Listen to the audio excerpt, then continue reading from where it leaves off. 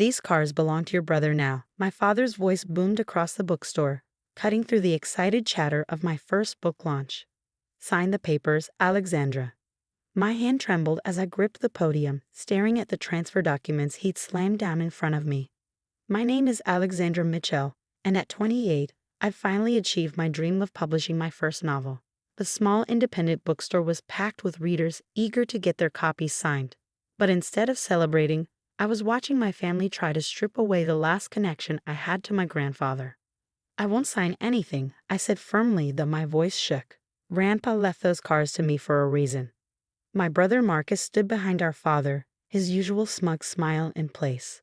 At 25, he'd never worked a day in his life, bouncing between failed get-rich-quick schemes and finding himself. Yet somehow, he was always their golden child.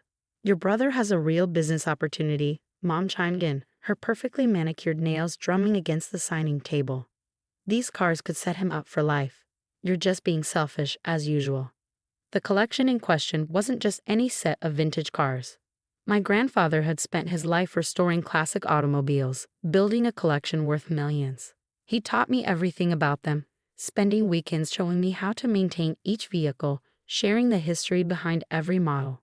When he passed last year, he left the entire collection to me, much to my family's shock. This isn't about business opportunities, I said, turning to address the uncomfortable crowd. I'm so sorry, everyone. We'll resume the signing in a moment. But Dad wasn't finished. He grabbed my arm, his fingers digging in painfully. You ungrateful little. He reached for my newly published books, the special first editions I'd had printed for this launch.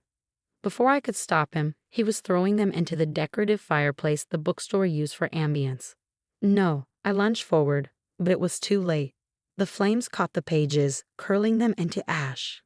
My heart shattered watching my dream literally go up in smoke. Now, Dad said, his voice cold, maybe you'll understand what's important.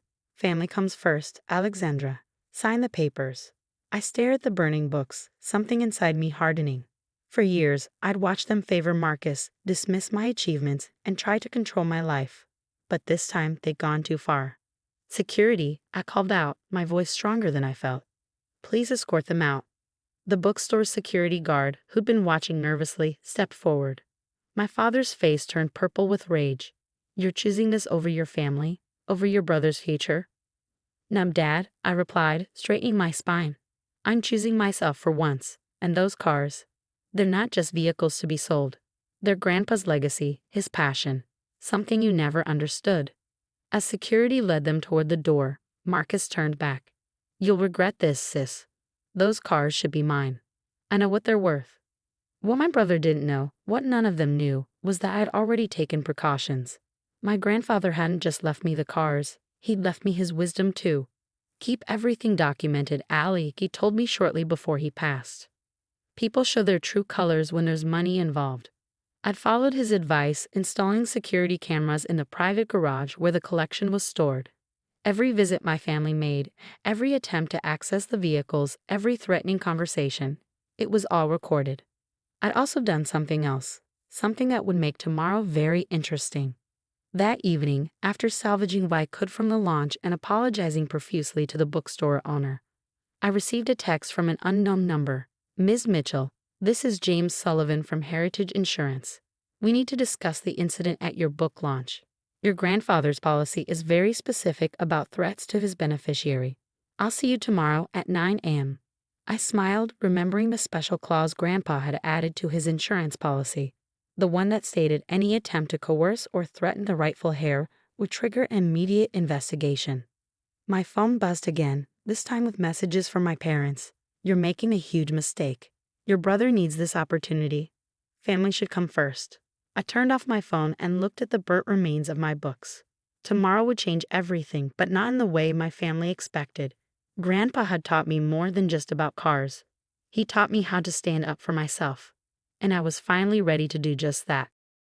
The next morning, I arrived at the private garage where Grandpa's collection was housed, finding James Sullivan from Heritage Insurance already waiting. He was a tall, distinguished man in his 50s, carrying a leather briefcase and wearing an expression that meant business. Good morning, Ms. Mitchell, he said, extending his hand. I've reviewed the preliminary footage from last night's incident. Your grandfather's foresight was remarkable. Before we could continue, my family's cars pulled into the lot. Dad emerged first, looking confident as ever, followed by Mom and Marcus. Their expressions faltered slightly when they saw Mr. Sullivan. "This is private family business," Dad announced, puffing up his chest. "I'll have to ask you to leave." Mr. Sullivan's smile was razor sharp. "Actually, Mr. Mitchell, I'm exactly where I need to be. Your father-in-law's insurance policy has some very specific clauses about the protection of his collection and its rightful heir." I watched my brother's smug expression waver. "Insurance policy? What insurance policy?" "Perhaps we should all step inside," Mr. Sullivan suggested, gesturing to the garage's office.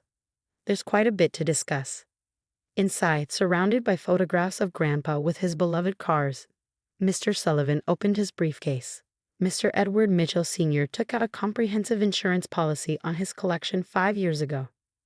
However, this wasn't just about protecting the vehicles. He pulled out a document, sliding it across the desk. Section 7, Paragraph 3 specifically states that any attempt to coerce, threaten, or force the designated heir to relinquish their inheritance will trigger an immediate investigation and potential legal action. My father's face reddened. "That's ridiculous. We're her family." "Yes," Mr. Sullivan nodded, "which is exactly why your father-in-law added this clause. He seemed to anticipate this situation." Mom's perfectly maintained composure cracked. "Edward always was difficult about these cars. He never understood that Marcus has a natural talent for business." I couldn't help but laugh. "Natural talent? Marcus doesn't even know how to change a tire." "That's not true." Marcus protested, but his face flushed. Mr. Sullivan raised an eyebrow. "Shall we take a look at the collection? I'd like to verify its condition." We walked through the climate-controlled garage where 12 pristine vintage cars sat gleaming under specialized lighting. Each one had been lovingly restored by my grandfather, and each had its own story that he'd shared with me. "Can you tell me about this one?" Mr. Sullivan asked, stopping beside a 1957 Ferrari 250 GT. Before Marcus could speak, I stepped forward. "Grandpa found this one in a barn in Italy, spent 3 years restoring it, had to track down original parts from all over Europe. The paint is period correct, and he even located the original leather supplier for the interior." Mr. Sullivan nodded approvingly, making notes. "And this one?" He pointed to a 1963 Aston Martin DB5. "That was his pride and joy." I smiled, running my hand along the perfectly maintained hood. "We spent every Sunday working on it when I was in high school. He taught me how to rebuild the engine block by block." My father interrupted. "This is all very touching, but these cars are wasted just sitting here. Marcus has investors lined up." "Whoa. Who what?" I turned to face him. "Who want to flip them for quick cash. These aren't just commodities, Dad. They're pieces of history, each with their own story. Grandpa didn't spend his life collecting and restoring them just so Marcus could sell them to the highest bidder." Mr. Sullivan cleared his throat. "There's one more thing." He pulled out another document. "The insurance policy includes a maintenance clause. The heir must demonstrate knowledge of proper care and maintenance of the collection. Shall we test that?" Marcus's face went pale. Mom stepped forward quickly. "This is unnecessary. We're just trying to do what's best for the family." "No," I said firmly. "You're trying to do what's best for Marcus, like always. But not this time." Mr. Sullivan walked to the Ferrari. "Mr. Mitchell Jr., perhaps you could explain the proper startup procedure for a vehicle of this vintage." Marcus stared at the car like it might bite him. "You just turn the key." I watched my parents' faces fall as Mr. Sullivan made more notes. This was just the beginning, and for once, I wasn't backing down. Grandpa had made sure of that. The aftermath of Mr. Sullivan's visit was swift and decisive.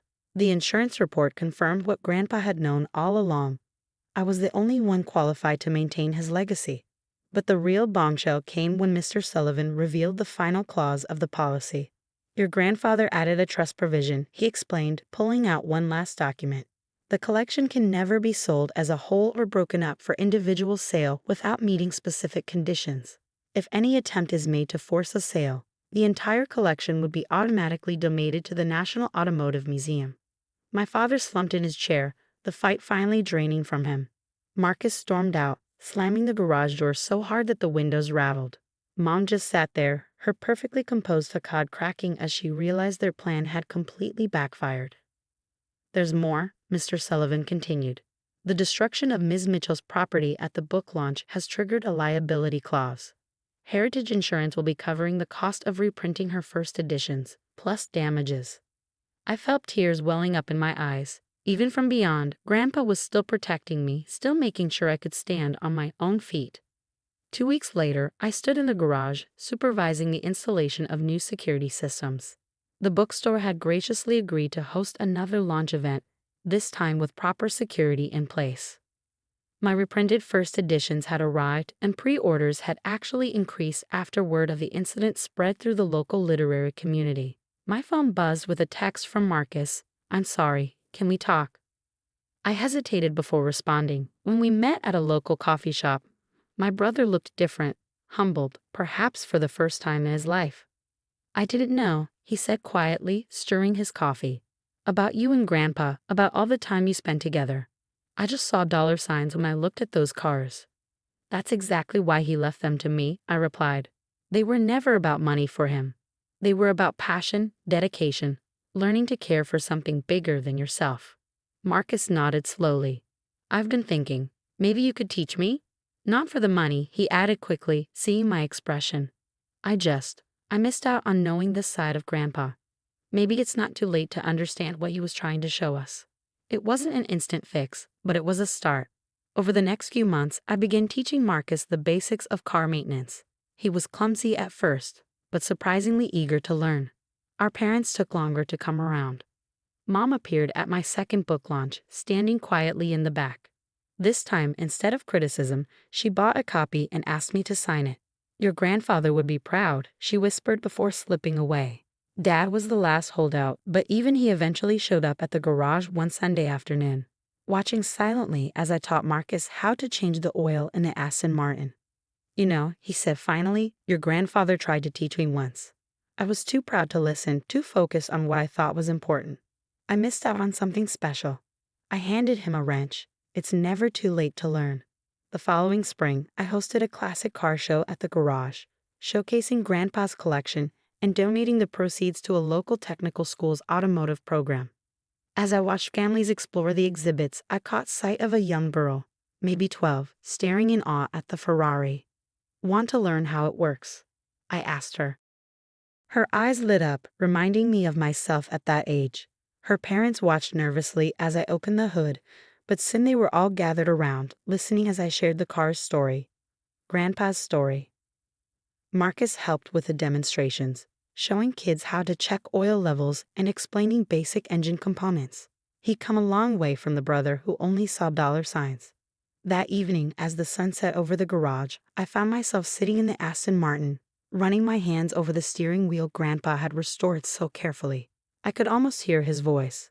"Sometimes, Allie, the most valuable things in life aren't things at all. They're the lessons we learn, the passions we share, and the legacy we leave behind." He was right, of course. The cars were never just cars. They were vessels for something much more important: love, knowledge, and the courage to stand up for what matters. My family had needed this wake-up call, this chance to understand what Grandpa had known all along. As I locked up the garage that night, I smiled at the security cameras he'd insisted I install. "Thanks, Grandpa," I whispered, "for everything." My phone buzzed with a message from my publisher. My second book, a memoir about classic cars and family legacy, had just been picked up for publication.